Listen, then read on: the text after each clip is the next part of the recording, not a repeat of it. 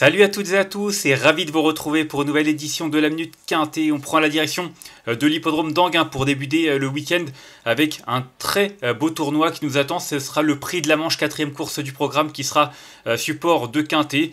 On a fait le plein de partants, c'est pas toujours le cas et c'est vrai que c'est assez agréable de voir que les concurrents ont répondu en nombre. Ils seront 16 au départ de ce groupe 3, une course européenne longue de 2875 mètres avec un recul de 25 mètres pour les 6 concurrents les plus riches. Alors c'est vrai qu'avant le coup, on peut déjà enlever l'As, Cool des Champs et le 11, Have Seven, parce que justement ils sont ferrés, qu'ils n'ont aucune ambition, mais la course reste très ouverte. Parmi les 14 qui restent, honnêtement, c'était pas forcément évident de faire un choix. J'ai quand même priorisé le second échelon. Je trouve vraiment que les concurrents qui le composent sortent de l'ordinaire, même si c'est vrai qu'il y a quand même des 5 ans de qualité au départ de cette épreuve. En tout cas, j'ai retenu en tête le numéro 13, Orchestro, qui reste sur 2 victoires consécutives sur l'hippodrome de Vincennes. Il a toujours été bien plus tranchant lorsqu'il était défer des 4 pieds, et j'ai l'impression qu'il a encore progressé du haut de ses 8 ans. Il s'est imposé à Vincennes début juin, le 7 juin, et 2-3 semaines après,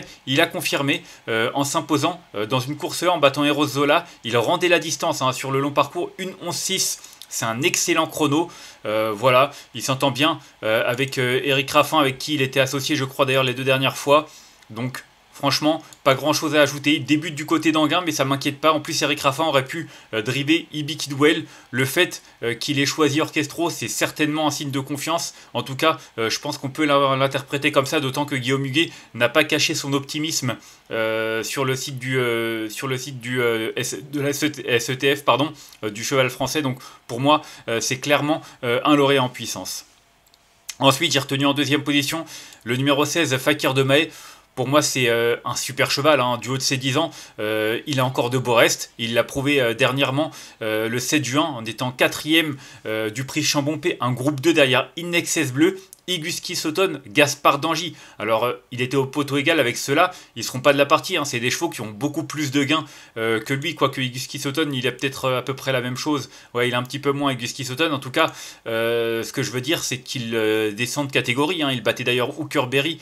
Franchement, quand on voit le lot qu'il courait, on se dit c'est pas les mêmes. En plus, faut se souvenir que l'été dernier, il avait terminé 2e du prix Jean-Luc Lagardère, le temps fort de l'été sur l'hippodrome d'Anguin, derrière Joshua Tree.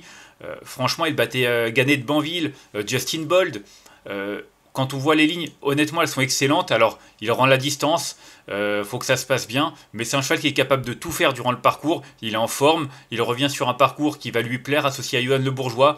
Franchement, il a pas mal d'arguments à faire valoir. Donc pour moi, s'il se montre appliqué, parce qu'il lui arrive quand même d'avoir des petits soucis d'allure, c'est vraiment un concurrent qui doit lutter pour une place sur le podium minimum.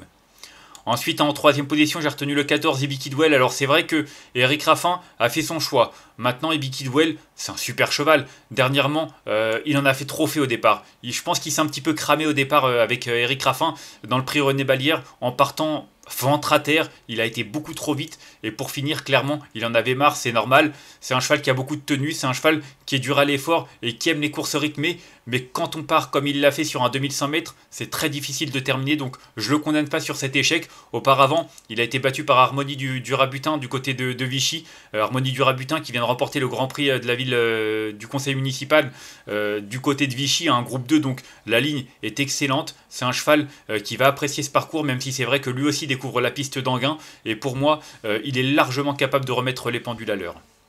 Ensuite, je suis parti au premier poteau avec un concurrent de 5 ans, de qualité plutôt une concurrente, le numéro 3, Kyriel, qui est sur la pente ascendante. C'est vrai qu'elle a pas réalisé l'hiver qu'on attendait d'elle. Elle a surtout déçu durant le meeting d'hiver, que ce soit du côté de Vincennes ou même encore à Cagnes-sur-Mer. En tout cas, c'est une concurrente qui a montré qu'elle valait bien mieux que ça. Et dernièrement, dans une épreuve de groupe 2, elle a vraiment très bien tenu sa partie en se classant 3e derrière Canto Avis et Kin Winner.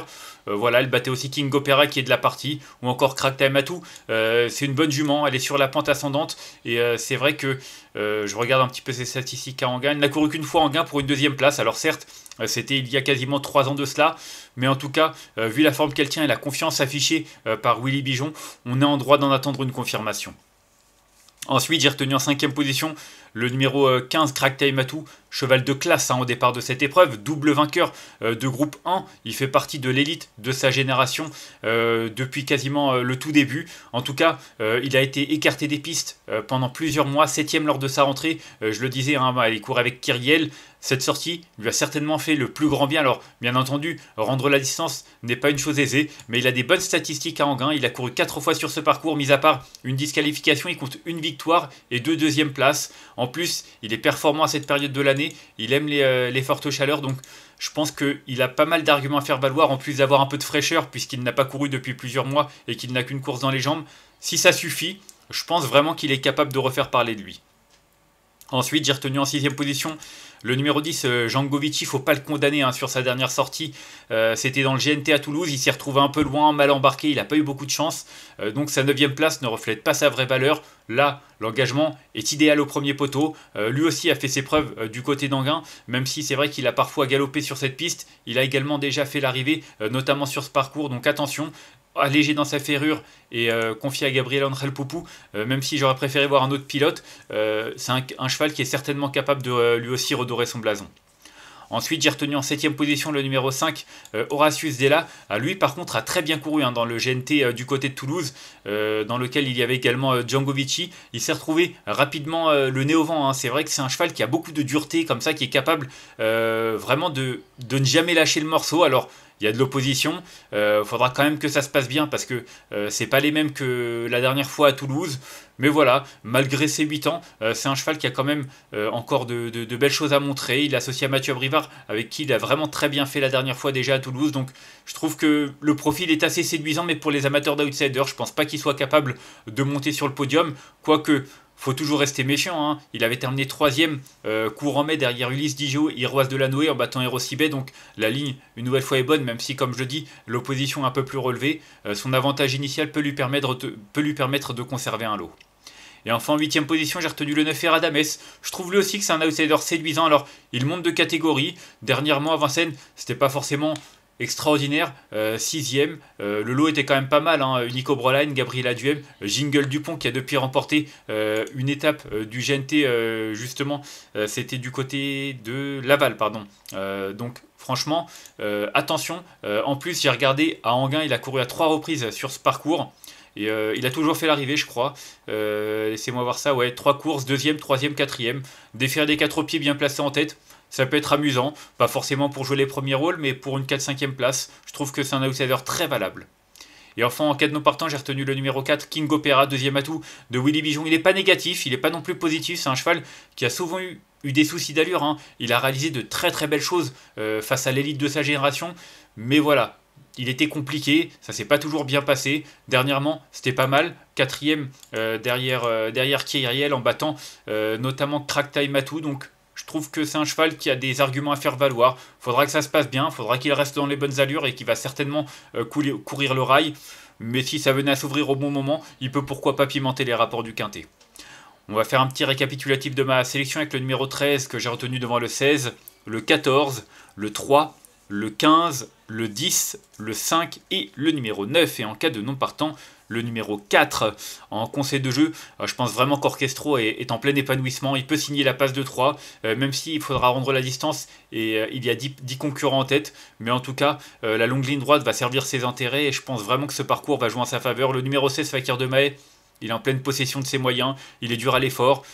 Pour moi, il a également pas mal d'arguments à faire valoir. Et c'est vrai que sur ce parcours, je pense que s'il se montre appliqué, il doit pouvoir lui aussi jouer les premiers rôles. Et puis j'ai retenu le 14, que je reprends confiance, Ibi Kidwell. C'est un super trotteur, faut vraiment pas le condamner. Il est parti trop vite la dernière fois.